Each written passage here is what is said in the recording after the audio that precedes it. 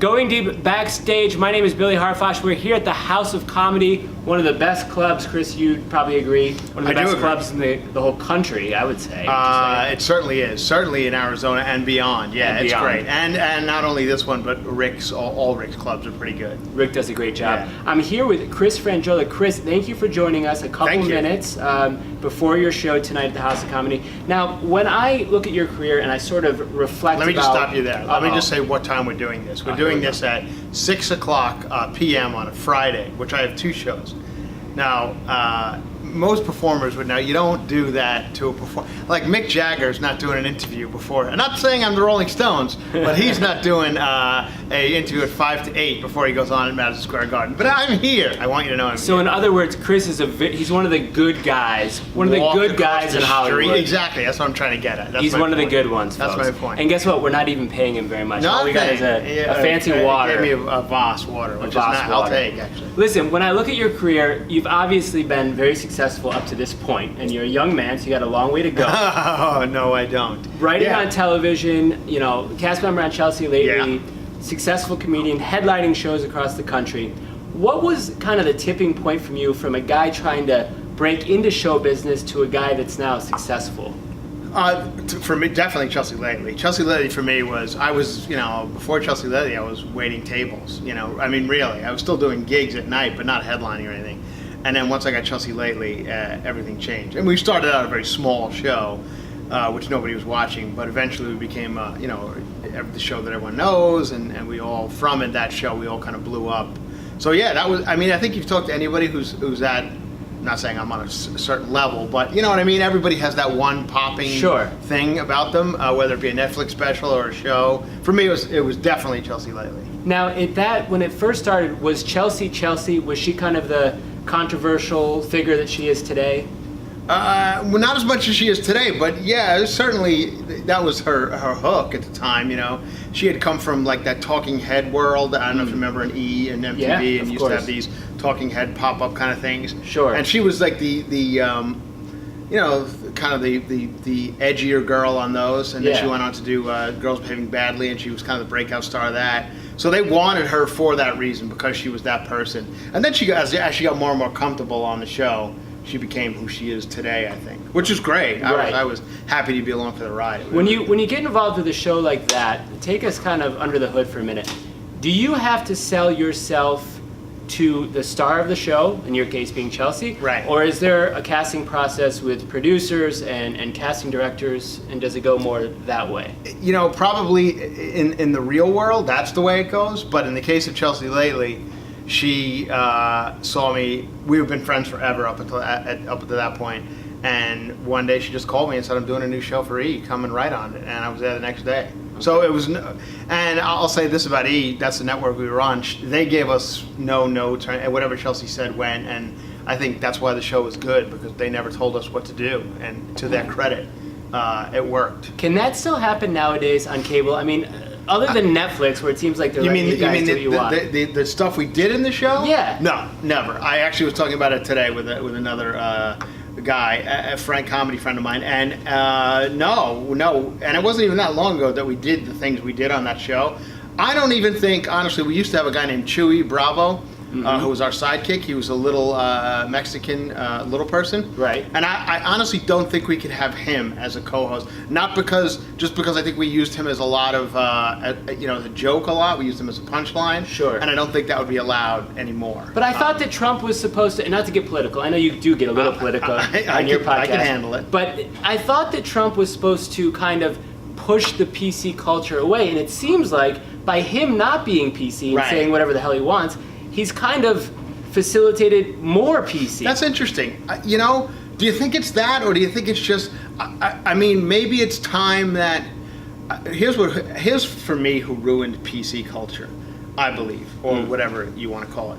I just believe it's dumb people. It's dumb people who took everything too far and took everything too literally and took everything too, guys like you and I and whatever, we could handle, we know a trans joke or this joke or that joke is a joke, and we're not going to go beat up trans people in the streets because we heard that joke. You know what I mean? Right. But there are people who would. Yeah. So I think for that reason, like a Kevin Hart, and what he said about and the reason he doesn't not doing the Oscars is because of that. It's because we didn't ruin it. Sure. You know, we can handle it. We understand. You know, we could separate a gay joke from a gay person. Right. But there's a lot of people who can't. Can the everyday Frank, Joe, Sarah in your audience? Do you see the everyday American being able to handle kind of the stuff you bring to stage? Yeah. Well, I've been doing it so long, and because we're in the world we're in now, I've kind of I wouldn't say I'm safe, but I'm not willing to divide the room for a laugh. I don't sometimes, especially with Trump stuff. I do a little of it,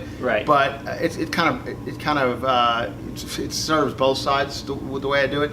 But the laugh isn't big enough for me to separate the room. You know what I mean? I don't think the payoff is worth the trouble. And with all that, with not just with Trump stuff, with edgy rape jokes or gay jokes or anything like that, it's not worth it for me I understand people are here to have a good time and they paid money and they parked their car, and I try to give them as good a time as possible and not have to. Some comics like to push the envelope and push people to the edge. I'm just not one of those guys. I got to get your comment real quick, then we're going to shift gears. Okay. The stuff that Louis has been doing, some of the really controversial stuff, or obviously Louis C.K. has been doing in New York. You mean his what he has done that got him in the place that he's in? No. The school jokes. Oh, gotcha. The school jokes. The Parkland jokes. The shooting jokes. Right. Can pre-Louis do that? Early Louis, in other words, Louis before the scandal, can he pull that off? Is it just now because he's gotten in trouble and everyone just wants to hate on him? Yeah. Yes. Isn't that Louis anyways? Yeah. Yes. I think there's a little bit of that. I certainly think. Honestly, I listened to that whole entire set that he had done that somebody kind of taped from their phone. If it's online, I think, unless they took it down by now, it's like a 45-minute set. And honestly, I get the Parkland joke. I get what he was trying to do. I thought it was the funniest joke in the set, really. Right. In the way that I understand where he was going with it. Sure. I don't think you should have said Parkland necessarily. He probably could have made it an overall shooting joke and said what he said. Right. And he might have lessened it. But, you have to feel for the people who are involved in the situation. And if you're a parent of somebody who that's happened to, yeah, it sucks. It's a tough thing for me. I know every comic says I should be able to say whatever I want, freedom of speech. And that's true, you should. But there is going to be, you have to be able to handle the blowback. If you're going to live by the sword, you need to also die by it. And I think in some cases that's what's happening to Louis. Love it. Get into podcasting real quick. You co-host very often on the Juicy Scoop with Heather McDonald. Heather McDonald, Juicy Scoop, yes. Everybody knows all about that. But I want to ask you about Cover to Cover, your podcast. I've been kind of, actually, it's up on YouTube right now. It is, It's up on YouTube. So you can put it up on YouTube. You can see it on YouTube. But Cover to Cover, you touch on a lot of issues. You get pop culture, political, all that stuff. Right. What is it like just sitting there? Because I'm not talented enough to do this. Just sitting in front of a mic by yourself and riffing. Well, I thought when I started, I started it because I just see, as you probably know, I see so many podcasts blowing up. Yeah. And it's a really great way for people to circumvent the business, which is so tough to deal with everybody in the business. As you said earlier, you have to go through so many channels that when you get a successful podcast like a guy like Theo Vaughn or Heather McDonald, you could circumvent all that. You could just have a microphone and do it. And if it catches on, you win. And you sell out clubs, and now so it's a great way to kind of do that. And I think that's happening a lot with YouTube and stuff. Sure. And I think it's only going to get better. So I was late to the game, but I decided to jump on, and I'm having a blast. And I thought I was going to have guests, but I started doing it, and it was kind of easy for me to kind of talk for an hour about the world. That's awesome. Because I'm alone a lot, honestly, on the road and stuff. Yeah. So I'm always kind of talking in my head. Why not put it on a Right, microphone? exactly. Yeah. I'm talking for an hour all the time by myself. Yeah. So it's Check been it out. good. It's Cover to Cover. It's very interesting. Really thank you funny. for saying that. I'm really enjoying doing it. Because the Juicy Scoop, we all know that. But I love the Juicy Scoop. Heather McDonald's got plenty of. She does. She's the big one. The Juicy Scoop is why I'm here, and why Cover to Cover has been a success. So I can't begrudge the Juicy Scoop.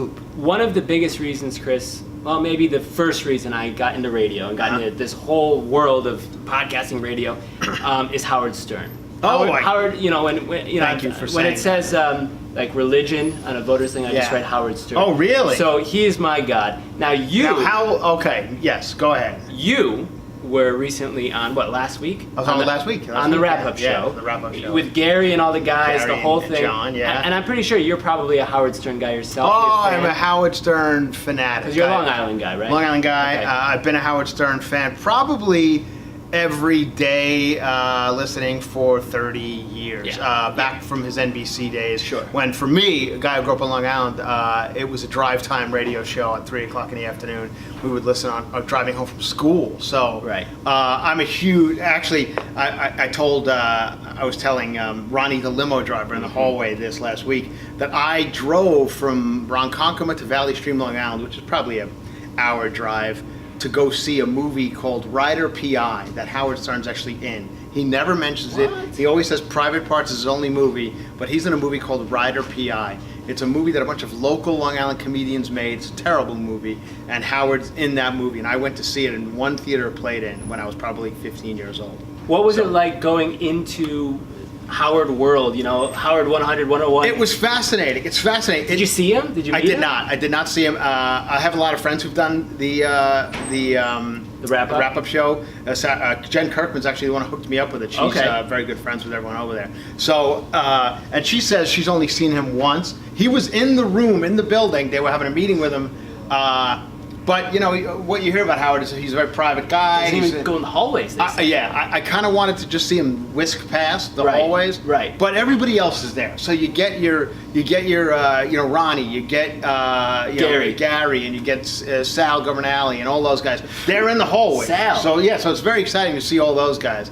And Cool. we're all from Long Island, so we all kind of have, like, Sal's wife went to high school with me, and so we all had a kind of cool. it was fun. And Baba Booey, how is he in person? He's great. Yeah. He's great. We were both Met fans, and he's from Long Island as well. So we had it was so great to be there. And actually, John and Gary sent me a very nice thank you card to my house in Los Angeles and said, anytime you want to come back, Crazy. please do. Yeah, It's so cool. They were great. That's really cool. Well, we'll end with this, Chris. It's Valentine's Day weekend. You're It is. performing Valentine's Day weekend here at the House of Comedy. We had a great Valentine's Day show yesterday. Yeah. Not all of us are so lucky. You have a woman in your life. I do. you're married. Yeah. What would you say to some of our listeners and some of our viewers that are single and they're ready to mingle, but they Okay. just don't know how to put themselves out there? Do you have any last-minute advice? We got a couple days left here on Valentine's Day weekend. Yeah, my last minute advice is this is truly, I'm not kidding, good advice. This is real. Write this down. This is get a good haircut. If you're out in the world and this is for men mostly, get a good haircut. You can get a $12 haircut, but get a $25 haircut. Get some sort of moisturizing face stuff. They have men's creams all over Target. Get it. You need it. Slather yourself up before you go to bed, and get your shit. Oh, can I say that? Yeah, Sorry. sure. Tailored. Get Get your shit tailored. Get your pants to fit. Get your shirts to fit, and you will look like you have your act together and attract more people. I truly believe that. There he is, How Chris did I do? Franjola. Get one of those little pocket squares. too. Yeah, well, this was for Valentine's Day. I did the Valentine's Pink Day, works. so I got a pink pocket square. Yeah. Thanks a lot, my man. You're welcome. Bye-bye, everybody. Pleasure Thanks, to do this. Chris. Thank you, guys. Thank you for having me.